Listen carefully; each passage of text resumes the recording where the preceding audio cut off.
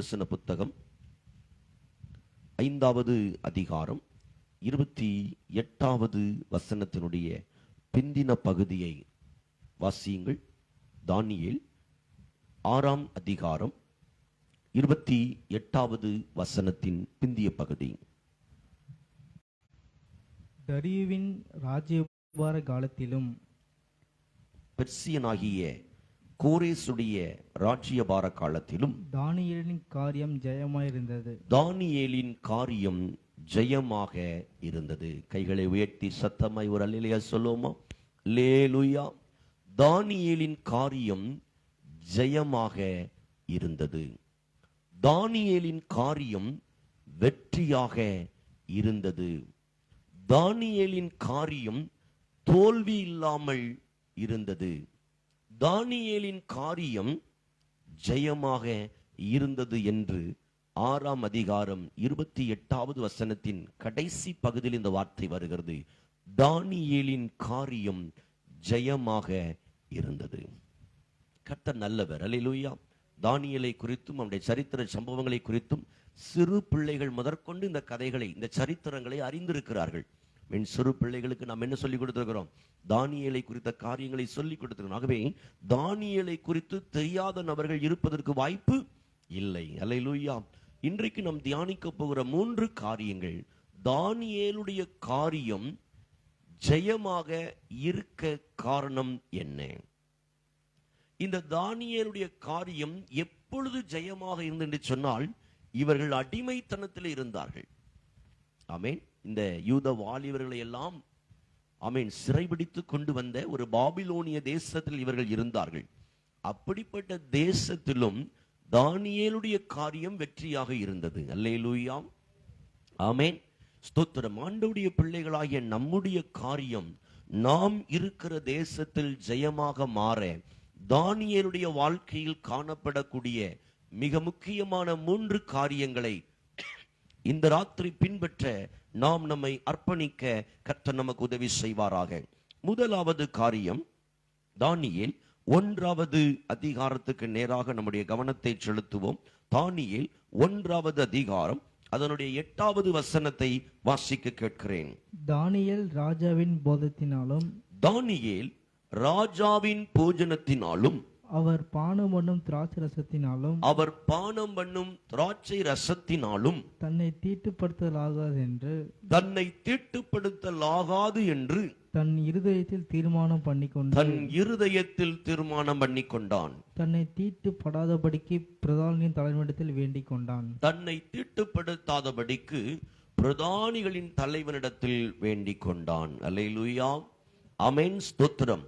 இந்த தானியேல் ராஜாவின் போஜனத்தினாலும் அவர் பானம் பண்ணும் திராட்சை ரசத்தினாலும் தன்னை தீட்டுப்படுத்தலாகாது என்று அவன் இருதயத்திலே தீர்மானம் பண்ணி கொண்டான். தானியேலுடைய காரியம் சும்மா ஜெயமாக இல்லை, சாதாரணமாக ஜெயமாக இல்லை. அந்த காரியங்கள் அவனுடைய தேசத்துல, பாபிலோனுடைய தேசத்துல தானியேலுடைய காரியம் வெற்றியாக இருப்பதற்கு மிக முக்கிய காரணம், அவன் ராஜாவினுடைய போஜனத்தினாலும் அவர் பானம் பண்ணும் திராட்சை ரசத்தினாலும் தன்னை தீட்டுப்படுத்தலாகாது என்று இருதயத்திலே ஒரு தீர்மானம் எடுத்திருந்தான். அல்லேலூயா. அல்லேலூயா. எப்போ, ஏன் இவன் இப்படிப்பட்ட சூழ்நிலையுடைய தீர்மானத்தை எடுத்தான் அப்படின்னு நீங்க பார்த்தீங்கன்னா, நீங்கள் 1ஆம் அதிகாரத்தை நீங்க பார்த்து பாருங்க. யூதாவின் ராஜாவாகிய யோயாக்கீம் அரசாண்ட 3ஆம் வருஷத்திலே பாபிலோனின் ராஜாவாகிய நேபுகாத் நேச்சர் எருசலேமுக்கு வந்து அதை முற்றுகை போட்டான். அப்பொழுது ஆண்டவர் யூதாவின் ராஜாவாகிய யோயாக்கீமையும் தேவனுடைய ஆலயத்தின் பாத்திரங்கள் சிலவற்றையும் அவன் கையில் ஒப்பு கொடுத்தார். அவன் அந்த பாத்திரங்களை சிநேயர் தேசத்தில் உள்ள தன் தேவனுடைய கோவிலுக்கு கொண்டு போய் அவைகளை தன் தேவனுடைய பண்டசாலைக்குள் வைத்தான். அப்பொழுது இஸ்ரவேல் புத்திரருக்குள்ளே ராஜகுலத்தாரிலும் துறைமார்க்கரிலும் யாதொரு மாசு இல்லாதவர்களும் அழகானவர்களும் சகல ஞானத்திலும் அறிவிலும் தேறினவர்களும் அறிவில் சிறந்தவர்களும் கல்வியில் நிபுணரும் ராஜாவின் அரண்மனையில் சேவிக்கத்தக்க திறமை உள்ளவர்களாகிய சில வாலிபர்களை கொண்டு வரவும் அவர்களுக்கு கல்தேய எழுத்துக்களையும் பாஷைகளை கற்றுக் கொடுக்கவும் ராஜா தன் பிரதானிகளின் தலைவனாகிய அஸ்பெனேசாவுக்கு கற்பித்தான். ராஜா தான் உண்ணும் போஜனத்தையும் தான் குடிக்கும் திராட்சை ரசத்தில் தினம் ஒரு பங்கை அவர்களுக்கு நியமித்து அவர்களை 3 வருஷம் வளர்க்கவும் அதன் முடிவில் அவர்கள் ராஜாவுக்கு முன்பு நிற்கும்படி செய்யும்படி கட்டளையிட்டான். ஆமென். பாபிலோனின் ராஜா எருசலேமுக்கு வந்து அந்த எருசலேம் தேசத்தை என்ன பண்றாரு? முற்றுகை போடுகிறார். அவர் அப்படி முற்றுகை போட்ட போது இஸ்ரவேல் புத்திரரில் சில வாலிபர்களை இந்த நேபுகாத்நேச்சார் சிறைபிடித்து கொண்டு போகிறார். அவர்களை தன்னுடைய அரண்மனையில வைத்து அவர்களுக்கு கல்தேய தேசத்தினுடைய பாஷைகளை கற்றுக் கொடுக்கவும் ஸ்தோத்திரம் அவர்களை உருவாக்கும்படியாக ஆட்களை நியமித்தான். அப்ப சொல்றான், நீங்க புடிச்சிட்டு வந்த இந்த வாலிபர்களுக்கு ராஜாவினுடைய போஜனத்தையும் திராட்சை ரசத்தையும் நீங்க கொடுக்கணும். ஏன்? ராஜாவினுடைய போஜனம் நல்ல போஜனம் தானே, ஹை குவாலிட்டி உணவு தானே. ஏன் அந்த உணவை இந்த வாலிபர்கள் சாப்பிட மறுத்தார்கள்? சாப்பிட்டிருக்கலாமே. ஒரு நல்ல ஹைஜீனிக்கான ஹை குவாலிட்டியான உணவு தானே தானியேலுக்கு கொடுக்கப்பட்டது. அப்ப ஏன் இந்த இஸ்ரவேல் வாலிபர்கள் அதை சாப்பிடல அப்படின்னா, சரித்திர ஆசிரியர்கள் சொல்றாங்க, ராஜாவுக்கு அந்த ஆகாரம் கொடுக்கப்படுவதற்கு முன்பு அது விக்கிரகங்களுக்கு படைக்கப்பட்டு வரும் என்று சொல்லப்பட்டிருக்கிறது. அதை குறித்த விளக்கங்கள் வேதத்தில் இல்லாவிட்டாலும் சரித்திர புத்தகங்களிலே நாம் அதை வாசிக்க முடியும். ஒருவேளை அதனால இந்த இஸ்ரவேல் தேசத்து வாலிபர்களாகிய இந்த தானியேலும் அவனுடைய நண்பர்களும் இப்படிப்பட்ட ஆகாரத்தை புசிக்க கூடாது என்று அறிந்து அதற்கு தன்னை விலக்கி காத்துக்கொள்ள தன் இருதயத்தில் ஒரு உறுதியான தீர்மானத்தை எடுக்கிறார்கள். எனக்கு அன்பானவர்களே, தானியேலுடைய காரியம் ஜெயமாய் இருப்பதற்கு காரணம் என்ன தெரியுமா? அவன் ராஜாவின் போஜனத்தினாலும் அவர் பானம் என்னும் திராட்சை ரசத்தினாலும் தன்னை தீட்டுப்படுத்தலாகாது என்று தன் இருதயத்தில் ஒரு தீர்மானம் பண்ணினான். இந்த சாப்பாடு என்னை திட்டுப்படுத்துகிறது என்ற உணர்வு அவனுக்கு இருந்தது. இந்த சாப்பாடை நான் சாப்பிட்டால் தேவனுடைய சரீரமாகி என்னுடைய ஆலயம் திட்டுப்படும் என்று அவன் உறுதியாய் அறிந்து அதற்கு தன்னை விலக்கி காத்து கொண்டான்.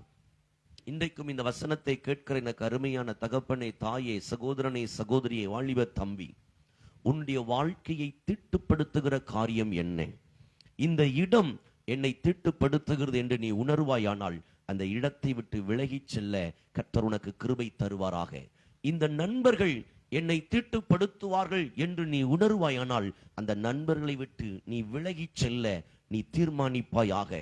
இந்த உறவு உன்னை தீட்டுப்படுத்தும் என்று உன் இருதயத்தில் உணர்வு வருமானால் அந்த உறவை விட்டு நீ விலகி செல்ல கர்த்தர் உனக்கு கிருபை தருவாராக. இந்த மொபைல் உன்னை தீட்டுப்படுத்தும் என்று நீ உணர்வாயானால் அதற்கு ஒரு இடைவெளியை நீ ஏற்படுத்த கர்த்தர் உனக்கு கிருபை தருவாராக. இந்த வார்த்தையை கேட்கிற எனக்கு அருமையான சபையே, உங்களை தீட்டுப்படுத்துகிற காரியம் எது என்பதை நீங்கள் முதலாவது சிந்திக்க வேண்டும். உங்களை எந்த காரியம் தீட்டுப்படுத்துகிறது? உணவு தீட்டுப்படுத்துகிறதா?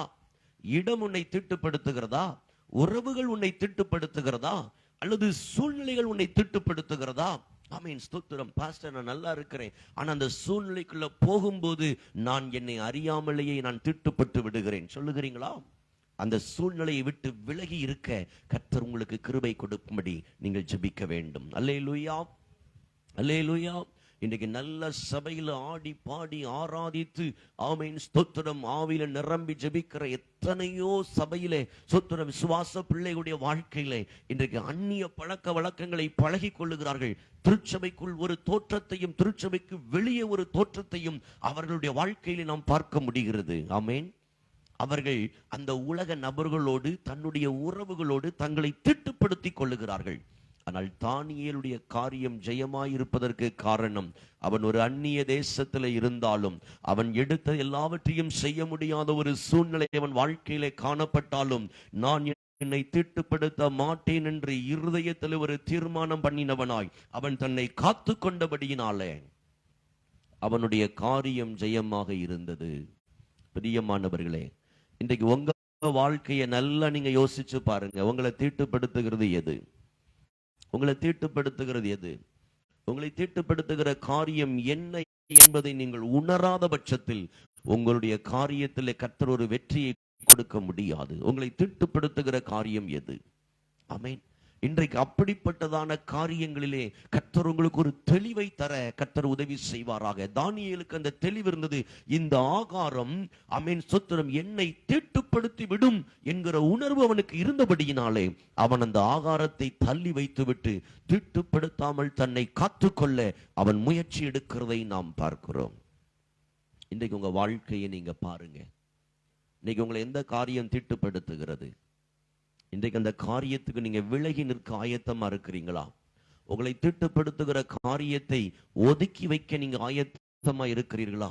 உங்களை தீட்டுப்படுத்துகிற காரியத்தை எதிர்த்து நிற்பதற்கு உங்களுக்கு ஒரு பலன் இருக்கிறதா? சோத்திரம். அப்படி என்று சொன்னால் நீங்கள் தானியேலை போல ஜெயமுள்ள மனிதராய் வாழ கர்த்தர் உங்களுக்கு உதவி செய்வார். ஆமென். இன்னைக்கு அநேக காரியங்களிலே தேவனுடைய ஜனம் என்ன பண்ணுதுங்க? தீட்டுப்பட்டு கிடக்கிறது. ஆமா, இன்னைக்கு தானியேலை போல ஒரு இருதயத்துல தீர்மானம் எடுங்க. என் நண்பர்களினால நான் என்னை தீட்டுப்படுத்த மாட்டேன், என் உறவுகளினால என்னை தீட்டுப்படுத்த மாட்டேன். ஆமென், ஸ்தோத்திரம். என்னுடைய மொபைல்னால நான் தீட்டுப்பட்டு போட மாட்டேன். என்னுடைய வாழ்க்கையில இந்த குறிப்பிட்ட சூழ்நிலையில நான் தீட்டுப்பட்டு போக மாட்டேன். என்னை காத்துக்கொள் வேண்டிய இருதயத்திலே தீர்மானம் எடுத்தால் இந்த தேசத்துல தானியேலை போல தேவன் உன்னை உயர்ந்த ஸ்தானத்திலே கர்த்தர் உன்னை வைப்பதற்கு உண்மை உள்ளவராய் இருக்கிறார். ஏன்னு சொன்னால் தானியேலின் தேவன் ஜீவனுள்ள தேவன். அவர் உன்னுடைய தேவனாகவும் காணப்படுகிறார். அல்லேலூயா. அப்ப நன்றாய் கவனித்துக் கொள்ளுங்கள். அப்ப தானியேலின் காரியம் ஜெயமாய் இருப்பதற்கு காரணம், அவன் ராஜாவின் போஜனத்தினால் என்னை தீட்டுப்படுத்த மாட்டேன் என்ற இருதயத்தில் ஒரு தீர்மானம். இரண்டாவது ஒரு காரியத்தை பாருங்க. தானியேல் 6ஆம் அதிகாரம் 10வது வசனத்தை வாசிங்க. தானியேல் 6:10. தானியேலோவென்றால் அந்த பத்திரத்துக்கு கையெழுத்து வைக்கப்பட்டது, அந்த பத்திரத்திற்கு கையெழுத்து வைக்கப்பட்டது என்று அறிந்த போதிலும் தன் வீட்டுக்குள்ளே போய் தன் மேல் அறையில் எருசலேமுக்கு நேராக பல கனிகள் திறந்திருக்க அங்கே தான் முன் செய்து வந்தபடியே தினமும் 3 வேளையும் தன் தேவனுக்கு முன்பாக முழங்கால் படியிட்டு ஜெபம் பண்ணி ஸ்தோத்திரம் செலுத்தினான். அல்லேலூயா. தானியேலுடைய வாழ்க்கையில ஜெயமாய் இருந்ததற்கு ஒரு மிக முக்கிய காரணம் அவனுடைய ஸ்ட்ராங்கான ஜெப வாழ்க்கை. ஒரு நல்ல தீர்க்கமான நல்ல ஒரு ஜெப வாழ்க்கை தானியேலிடத்திலே காணப்பட்டது.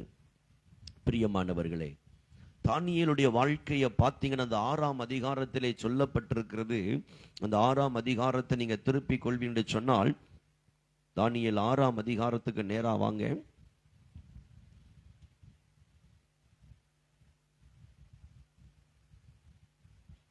நான்காம் வசனத்தில் சொல்லப்பட்டிருக்கிறது. அப்பொழுது பிரதானிகளும் தேசாதிபதிகளும் ராஜ்யத்தின் விசாரிப்பிலே தானியேலை குற்றப்படுத்தும்படி முகாந்திரம் தேடினார்கள்.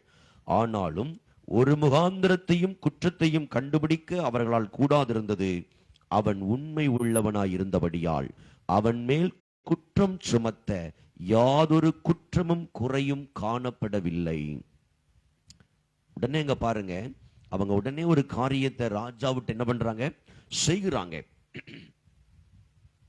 அவங்க செய்யறாங்க. 30 நாள் வரைக்கும் ராஜாவை தவிர வேற எந்த ஒரு காரியத்தையும் மக்கள் வணங்க கூடாது என்கிற ஒரு சட்டத்தை கொண்டு வரும்படி சொல்லுகிறாங்க.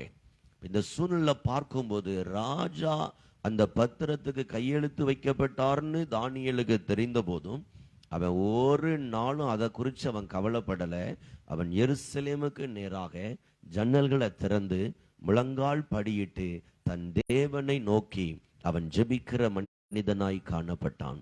அப்படி அவன் ஜெபித்ததுனால அவனுக்கு சில பாடுகள் வந்தது உண்மைதான். அவனுக்கு சில போராட்டங்கள் வந்தது உண்மைதான். அவனுடைய வாழ்க்கையில சில வேதனைகள் வந்தது உண்மைதான். சில பயங்கரமான சம்பவங்கள் அவன் வாழ்க்கையில வந்ததும் உண்மைதான். ஆமென். ஆனாலும் கர்த்தர் அவனை கைவிட்டதாக எழுதப்படவில்லை. அல்லேலூயா. தானியேலின் தேவன் இன்றைக்கும் நம்முடைய தேவனாய் இருக்கிறார். நம்முடைய ஜெப ஜீவியத்தை இன்றைக்கு நாம் சீர்தூக்கி பார்ப்போம். இன்றைக்கு கிறிஸ்தவனை சொல்லுகிறவர்கள், ஆமென், ஸ்தோத்திரம், தேவ சமூகத்தில் அமர்ந்து ஜெபிக்கிற அனுபவம் இல்லாத கிறிஸ்தவர்களாய் இருக்கிறார்கள்.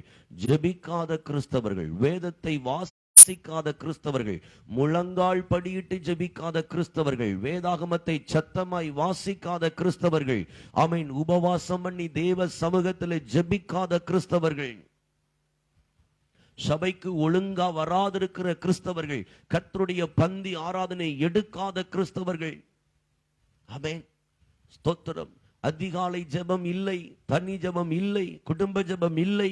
இன்றைக்கு இப்படிப்பட்டதான கிறிஸ்தவர்கள் தேசத்தில் பெருகி இருக்கிறார்கள். ஆமென். தானியேலை பாருங்க, அவன் அந்த பத்திரத்துக்கு கையெழுத்து வைக்கப்பட்டது என்று அறிந்தும் அவன் தன் ஜெபத்தை யாருக்காகவும் எந்த சூழ்நிலைக்காகவும் விட்டு கொடுக்கல. இன்றைக்கு நம்முடைய ஜெப ஜீவியத்தை சீர்தூக்கி பாருங்க. உங்களுடைய ஜெப வாழ்க்கையை பாருங்க. உங்க ஜெப வாழ்க்கையை பாருங்க. காலையில எழும்பி தேவனுடைய முகத்தை பார்க்கிற ஒரு அனுபவம் உங்களுக்கு இருக்கிறதா என்பதை யோசித்து பாருங்க. ஏன் உங்க காரியம் ஜெயமா இல்ல தெரியுமா? காலையில எழும்பி தேவனுடைய முகத்தை பார்க்க நீங்க தவறி இருக்கிறீங்க.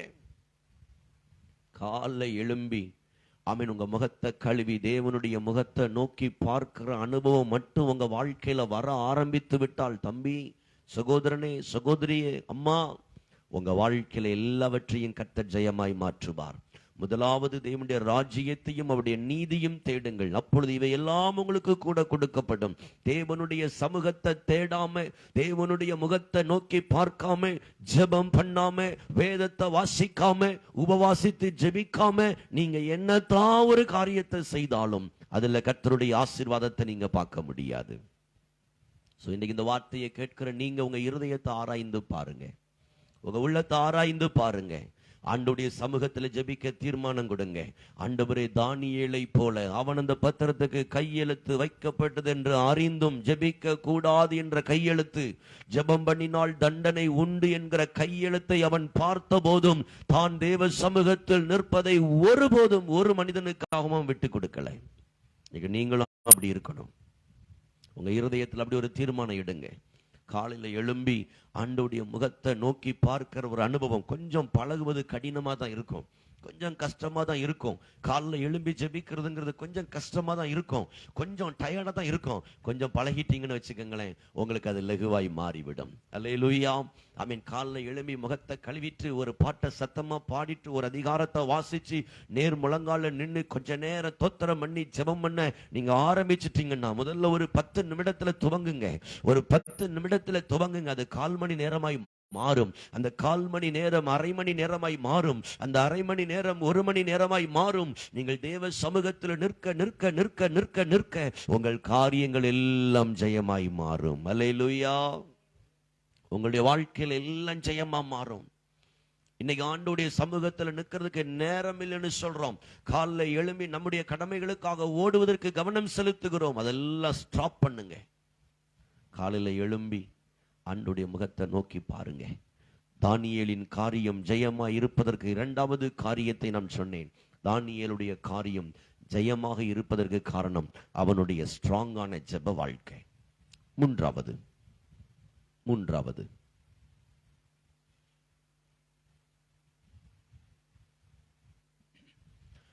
2ஆம் அதிகாரம் 47வது வசனம். 2:47. ராஜா தானியேலை நோக்கி, நீ இந்த மறைபொருளை வெளிப்படுத்தினபடியினால் மெய்யாய் உங்கள் தேவனே தேவர்களுக்கு தேவனும் ராஜாக்களுக்கு ஆண்டவரும் மறைபொருளை வெளிப்படுத்துகிறவருமாய் இருக்கிறார் என்றான். அடுத்த வசனம். பின்பு ராஜா தானியேலை பெரியவனாக்கி அவனுக்கு அநேகம் சிறந்த வெகுமதிகளை கொடுத்து அவனை பாபிலோனி மாகாணம் முழுவதுக்கும் அதிபதியாகவும் பாபிலோனில் உள்ள சகல ஞானிகளின் மேலும் பிரதான ஆசாரியாகவும் நியமித்தான், அதிகாரியாகவும் நியமித்தான். அல்லேலூயா. ஆமென். ஸ்தோத்திரம். நல்லா பாருங்க, தானியேலுக்குள்ள ஒரு விசேஷித்த கிஃப்ட் இருந்துச்சு. ஆமென். தானியேலை கர்த்தர் உயர்த்தினதுக்கு ஒரு காரணம், முதலாவது அவனுடைய வாழ்க்கையில ராஜாவின் போஜனத்தினாலும் அவர் பானம் பண்ணும் திராட்சை ரசத்தினாலும் தன்னை தீட்டுப்படுத்த மாட்டேங்கிற ஒரு இருதயத்துல தீர்மானம். பாவத்தினால என்ன பண்ண மாட்டேன், தீட்டுப்படுத்த மாட்டேங்கிற ஒரு தீர்மானம். இரண்டாவது அவனுடைய நல்ல ஜெப வாழ்க்கை. மூன்றாவது நீங்க பாருங்க, மறைபொருளை வெளிப்படுத்துகிற ஒரு கிஃப்ட், ஒரு கிருபை தானியேலுக்குள்ள இருந்தது. இன்றைக்கு அநேக விசுவாசிகள் சொல்றது ஒரு விஷயம், எனக்கு ஒண்ணுமே இல்லை, தவறு. ஒண்ணுமே இல்லாம ஆண்டவர் ஒருவரையும் இந்த பூமியில படைக்கல. அல்லேலூயா. கடந்த நாட்களிலே ஒரு பயிற்சிக்கு நான் கடந்து போயிருந்தேன். அங்க வரங்களை குறித்ததான ஒரு பயிற்சி எடுக்கப்பட்டது. அப்ப அந்த வரங்களை குறித்த பயிற்சி எடுத்த போது, ஒரு குறிப்பிட்ட வேத பகுதியை வாசித்த போது, அங்கே நாங்க ஒரு 30 பேருக்கு மேல இருந்தோம். அப்போ அவங்க சொன்னோம், ஒரு சிலர் சொன்னாங்க எங்கிட்ட 2 வரங்கள் இதுல இருக்குது, 3 வரங்கள் இருக்கிறது. அந்த போதகர் கேட்ட கேள்வி என்னன்னா, இந்த உலகத்துல ரொம்ப வரங்களால பயன்படக்கூடிய ஊழியர்கள் யார் என்று கேட்டார். அப்பொழுது சிலர் சொன்னாங்க மோகன் சிலாசரஸ், இன்னும் சிலர் சொன்னாங்க பால் தினகரன் அப்படின்னாங்க, இன்னும் சிலர் சொன்னாங்க பால் தங்கையா அப்படின்னாங்க, இன்னும் சிலர் இந்த தேசத்துல வல்லமையாய் பயன்படக்கூடிய ஃபாதர் பெர்க்மான்ஸ், எசேக்கியல் பிரான்சிஸ் தோத்திர, இப்படி நிறைய ஊழியர்களை சொன்னாங்க. அந்த ஊழியர் கேட்டுக்கிட்டே இருந்துட்டு, உங்கள ஒருத்தர் கூட கர்த்தர் எனக்கு வரங்களை தந்தார் நீங்க சொல்லலையே, அவர்களை மட்டும்தான் ஆண்டவர் பயன்படுத்துவாரா? அப்படி ஓர வஞ்சகம் உள்ள ஆண்டவர் நம்முடைய ஆண்டவர் அப்படி இல்லை. ஏன் அவங்கள்ட்ட இருக்கிறத மாத்திரம் நீங்க அவங்களதான் கர்த்தர் பயன்படுத்துவாருன்னா, அவங்கள பயன்படுத்துகிற அதே தேவன் நம்மையும் நேசிக்கிறார் என்று அவர்கள் இந்த சப்ஜெக்ட் ஆரம்பிச்சாங்க. கொஞ்ச நேரம் கழிச்சு அடுத்த ஒரு வேத பகுதியை வாசித்து கண்டுபிடிக்க சொன்னா, முதல்ல 2 வரங்கள் 3 வரங்கள் இருக்குன்னு சொன்னவங்க அடுத்து சொன்னாங்க என்கிட்ட இப்போ 10 வரங்கள் இருக்கு அப்படின்னாங்க. இன்னும் ஒரு 15 நிமிடத்திற்கு அப்புறம் இன்னொரு வேத பகுதியை வாசிக்க சொல்லி, இந்த வரங்கள்ல உங்களை எத்தனை பேர் இருக்குன்னு கேட்டா சொல்றாங்க 16 இருக்குது, 17 இருக்குது, 18 இருக்குது அப்படின்னாங்க. அப்போ ஒரு தாளந்து கூட, ஒரு திறமை கூட இல்லாம ஆண்டவர் உங்களை படைக்கல. அல்லேலூயா. நீங்க அதை நல்லா விளங்கி கொள்ளணும். வரங்களை குறித்த ஒரு தெளிவு, வரங்களை குறித்த ஒரு வெளிப்பாடு, வரங்களை குறித்த ஒரு ஒரு ஒரு ஒரு ஒரு ஒரு புரிதல் உங்களுக்கு இல்லாம இருக்கிறதுனால தான் தேவன் உங்களுக்குள்ள வச்சிருக்கிற பொக்கிஷத்தை நீங்க மட்டுப்படுத்தி கொண்டிருக்கிறீங்க. நீங்க என்னைக்கு ரட்சிக்கப்பட்டு பரிசுத்தாவின் அபிஷேகத்தை பெற்றீங்களோ அன்றையிலிருந்து தேவன் உங்களுக்குள்ள வரங்களை வைத்திருக்கிறார். அந்த வரங்கள் சபையின் பக்தி விருத்திக்காகவும் உங்களுடைய பிரயோஜனத்துக்காகவும் கர்த்தர் வைத்திருக்கிறார். அல்லேலூயா. வரங்கள் தேவ நாமத்தின் மகிமைக்காக கர்த்தர் நமக்கு கொடுத்திருக்கிறார் என்று வேதம் சொல்லுகிறது. அல்லேலூயா. அப்ப நல்லா கவனிங்க, உங்களுக்குள்ள நிறைய வரங்களை கர்த்தர் வைத்திருக்கிறார். உங்களுக்குள்ள நிறைய தாளந்துகளை கர்த்தர் வைத்திருக்கிறார். உங்களுக்குள்ள நிறைய திறமைகளை கர்த்தர் வைத்திருக்கிறார். உங்களுக்குள்ள நிறைய காரியங்களை கர்த்தர் வைத்திருக்கிறார். அதை குறித்த ஒரு தெளிவான புரிதல், தெளிவான ஒரு அறிவு, உங்களுக்கு கர்த்தர் கொடுத்த வரத்தை ஐடென்டிஃபை பண்ண கர்த்தர் உங்களுக்கு கிருபை தருவாராக. நீங்க சும்மா ஆண்டவர் உங்களை வைக்கல. நீங்க இசை வாசிக்கிறதுனா அதுதான் தேவன் உங்களுக்கு கொடுத்துக்கிற வரம். தாவீது இசை வாசிக்கும் போது சவுலுக்குள்ள இருந்து அசுத்தாவி புறப்பட்டு போனது என்று பார்க்கிறோம். நீங்க பாடுறீங்க அப்படின்னா அதுதான் உங்களுக்கு கொடுத்த வரம். நீங்கள் பாடும்போது தேவ பிரசன்னம் கீழே இறங்கி வரும். நீங்க நல்லா ஜெபிக்கிறீங்கன்னா அதுதான் உங்க வரம். நீங்க அதிகமாய் ஜெபிக்க ஜெபிக்க தேவனோடு நெருங்க நெருங்க அப்படி இருதயத்தில் உள்ளதெல்லாம் கர்த்தர் உங்களோடு பேச ஆரம்பிப்பார். நீங்க நல்ல ஆத்துமாக்களை ஆதாயம், அதுதான் உங்கள் வரம். அதை கொண்டு தேவராஜ்யத்தை கட்டுங்கள். அல்லேலூயா. ஒண்ணு கூட இல்லாம ஆண்டவர் ஒருவரையும் படைக்கல. திருச்சபைக்குள்ள ஒரு மனிதனை கர்த்தர் கொண்டு வருகிறான்னு சொன்னால், அவனை ரட்சித்திருக்கிறான்னு சொன்னால், அவன் பரிசுத்தாவின் அபிஷேகத்தை அந்நிய பாஷை அடையாளத்தோடு ஒரு மனிதன் பெற்றிருப்பான்னு சொன்னால் அவனுக்குள் இருந்து வரங்கள் கிரியை செய்ய ஆரம்பிக்கும். அல்லேலூயா. அல்லேலூயா. இங்க தானியேலுக்கு சரியான புரிதல் இருக்கிறது. அவனுக்குள்ள வெளிப்பாட்டு வரங்கள் இருக்கிறது. ராஜா ஒரு பெரிய சொப்பனத்தை பார்க்கிறாரு. அந்த சொப்பனத்தை கண்டவர் கலங்கி இருக்கிறாரு. அந்த சொப்பனத்துக்கு அவன் அழகாய் விளக்கம் சொன்ன போது வசனம் சொல்லுகிறது, அங்க நீங்க பாத்தீங்கன்னா, அங்க நீங்க பாருங்க, இந்த 3வது அதிகாரத்தை பாருங்க.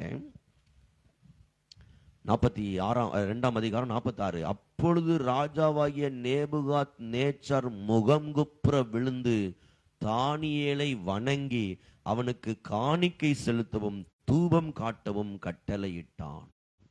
ஒரு தேசத்தினுடைய ராஜா, பாபிலோன் தேசத்தினுடைய ராஜா நேபுகாத் நேச்சார் ஒரு தேவனுடைய பிள்ளைமை முகங்குப்புற விழுந்து கிடக்கிறான். ஆமென். தானியேலுடைய தேவன் தான் மெய்யான தேவன். அவன் எப்படி புரிஞ்சுக்கிட்டான்னா, தானியேலுக்குள் இருந்த கிஃப்ட் வெளிப்பட்ட போது அந்த ராஜா பார்த்த தரிசனத்திற்கு, அவன் சொப்பனத்துக்கு சரியான விளக்கத்தை சொல்லக்கூடிய ஆவியானுடைய கிரியை அவன் வெளிப்பட்ட போது அந்த ராஜா முகம் குப்புற விழுந்தான். இன்றைக்கும் நம்மிலிருந்து தேவனுடைய கிருபா வரங்கள் வெளிப்படுமானால் இந்த தேசத்தில் அவன் நேபுகாத் நேச்சாரை போல் இருக்கிறதான உயர்ந்த ஸ்தானத்தில் இருக்கிற மனிதர்களும் அவன் முடங்கி பணியும்படி கர்த்தர் நம்மை பயன்படுத்த முடியும். அல்லேலூயா. அன்றைக்கு தானியேலை பயன்படுத்தினவர் நம்மையும் பயன்படுத்துவதற்கு போதுமானவராய் இருக்கிறார். எத்தனை பேர் விசுவாசிக்கிறீங்க? அல்லேலூயா, அல்லேலூயா. அப்ப தானியேலுக்கு பாருங்க, இன்னொரு இடத்துல வருகிறது, தானியேலுக்குள் விசேஷித்த ஒரு ஆவி இருந்தது. அந்த ஆவி என்ன தெரியுமா?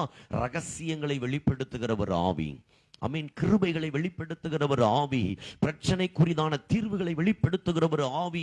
இன்றைக்கும் இந்த தேசத்துல எத்தனையோ குடும்பங்கள்ல, தேசத்துல, வேலை ஸ்தலத்துல, அமீன், சுத்திரம் குடும்பத்துல, இன்னும் தொழில்ல ஏராளமான பிரச்சனைகளுக்குள்ளே மக்கள் இருக்கிறார்கள். ஏன் இந்த பிரச்சனை வந்தது? எதற்காக இந்த பிரச்சனை வந்தது? இந்த பிரச்சனையை தீர்க்க நான் என்ன செய்ய வேண்டும் என்று அவர்கள் அறியாமல் குழம்பி வெதும்பி கிடக்கிறார்கள். அப்படிப்பட்ட ஜனங்களுக்கு தானியேலை போல இந்த பிரச்சனை, இதுதான் பிரச்சனை, இந்த பிரச்சனை இப்படிதான் வந்தது, இந்த பிரச்சனைக்குரிய காரணம் இது, இதை நீங்கள் செய்தால் இந்த பிரச்சனை சரியாகும் என்று உங்கள் மூலமாய் கர்த்தர் ஒரு வெளிப்பாட்டு வரத்தை கொடுப்பாரானால் அந்த மனிதன் ஆண்டவரை அறிந்து கொள்வதற்கு முடியும். அல்லேலூயா. இந்த மனிதன் சொல்றான், உங்கள் தேவனே மெய்யான தேவனும் ராஜாதி ராஜாவுமாய் இருக்கிறார் என்று நேபுகாத் நேச்சார் சொல்றான். ஆமென். 3 காரியங்களை நம்ம தியானித்தோம். முதலாவது, திட்டுப்படுத்தாதபடி இருதயத்தில் ஒரு தீர்மானம். இரண்டாவது ஒரு காரியம், ஆமென், ஸ்தோத்திரம், அங்கு சொல்லப்பட்டிருக்கிறது ஒரு திடமான உறுதியான ஜெப வாழ்க்கை. மூன்றாவது, அவனுக்குள்ளிருந்து செயல்பட்ட கிருபா வரங்கள். ஆமென். தானியேலுக்குள்ள அந்த வரம் வெளிப்படலன்னா ராஜா ஆண்டவர் அறிஞ்சிருப்பாரா? தானியேல் அந்த சொப்பனத்துக்கு அர்த்தம் சொல்லலன்னா ராஜா ஆண்டவர் அறிந்திருப்பாரா? தானியேலுக்கு காணிக்கை கொடுத்திருப்பாரா? தானியேலுக்கு தூபம் காட்டி இருப்பாரா? தானியேலை பாபிலோன் மாகாணத்துல எல்லாருக்கும் மேல உயர்த்திருப்பாரா? இதே வரத்தை நீங்க யோசேப்புட்டையும் பார்க்கலாம். பார்வோன் கலங்கி போன போது பார்வோனுடைய சொப்பனத்தை அப்படி புட்டு புட்டு அடிச்சு வச்சான் பாருங்க. ஆமென். உடனே தேசத்துல கர்த்தர் உயர்த்திட்டாரு. கிருபா வரங்கள் நம்மை உயர்த்த ஆரம்பிக்கிறது. அல்லேலூயா. தானியேலுடைய காரியம் ஜெயமாயிருப்பதற்கு காரணம் அவனுக்குள்ள இருந்த உறுதியான தீர்மானம். எதையும் என்ன தீட்டுப்படுத்த மாட்டேன். நம்பர் 2, திடமான உறுதியான ஜெப வாழ்க்கை. நம்பர் 3, அவனுக்குள்ள இருந்த கிருபா வரங்கள். ஆமென். இருக்கிற இடத்துல எழுமி நிற்போமா? தானியேலுடைய காரியம் ஜெயமாய் இருந்தது போல நம்முடைய காரியத்தையும் ஆண்டவர் ஜெயமாய் மாற்றுவதற்கு உண்மை உள்ளவராக இருக்கிறார். எல்லாரும் இருக்கிற இடத்துல அப்படியே கண்களை மூடி தேவ சமூகத்துல நம்ம ஜெபிக்க போகிறோம். தேவ சமூகத்துல ஜெபிக்க போகிறோம். ஹல்லேலூயா, ஹல்லேலூயா, ஹல்லேலூயா, ஹல்லேலூயா. ஆண்டவரே மகு ஸ்தோத்திரம், ஸ்தோத்திரம், ஸ்தோத்திரம், ஸ்தோத்திரம், ஸ்தோத்திரம், ஸ்தோத்திரம், ஸ்தோத்திரம். ஜீசஸ். ஹல்லேலூயா, ஹல்லேலூயா, ஹல்லேலூயா, ஹல்லேலூயா. தானியேலுடைய காரியம் ஜெயமாக இருந்தது. ஜெயமாக இருப்பதற்கு காரணம் என்ன? ராஜாவின் போஜனத்தினாலும் பானம் என்னும் திராட்சை ரசத்தினாலும் தன்னை தீட்டுப்படுத்த மாட்டேன் என்று உறுதியான தீர்மானம் தாவீதுடைய இருதயத்தில் இருந்தது, தானியேலுடைய இருதயத்தில் இருந்தது. இரண்டாவது, அவனுடைய வாழ்க்கையை நீங்கள் பார்ப்பேன் சொன்னால் ஒரு உறுதியான ஜெப வாழ்க்கை அவனுக்குள்ளே காணப்பட்டது. மூன்றாவது, அவனுக்குள்ளே வெளிப்பாட்டு வரங்கள் வெளிப்பட ஆரம்பித்தது. ஆகவே தானியேலுடைய காரியம் ஜெயமாக இருக்க கர்த்தர் உதவி செய்தார். இந்த இடத்துல நம்மை நம்ம ஒப்பு கொடுப்போம். கண்களை மூடி கைகளை உயர்த்தி, ஆண்டவரே, தானியேலை போல எந்த ஒரு காரியத்தினாலும் என்னை திட்டுப்படுத்தாமல் காத்துக்கொள்ள எனக்கு கிருபை தாரும். ஆண்டவரே, உம்முடைய கரங்களில் என்னை ஒப்பு கொடுக்கிறேன். ஒரு ஸ்திரமான உறுதியான ஜெப வாழ்க்கை என்னில் கட்டப்பட கிருபை தாரும். நீர் என்னை இந்த உலகத்தில் படைத்த போது எனக்குள் ஏதோ ஒன்றை நீர் வைத்திருக்கிறீர். அதை சரியாய் புரிந்து கொண்டு, அதை சரியாய் அறிந்து கொண்டு, தேவன் எனக்கு தந்த தாளந்தையும் திறமையும் புரிந்து உமது நாமத்தின் மகிமைக்காய் பயன்படுத்த எனக்கு கிருபை தாரும்.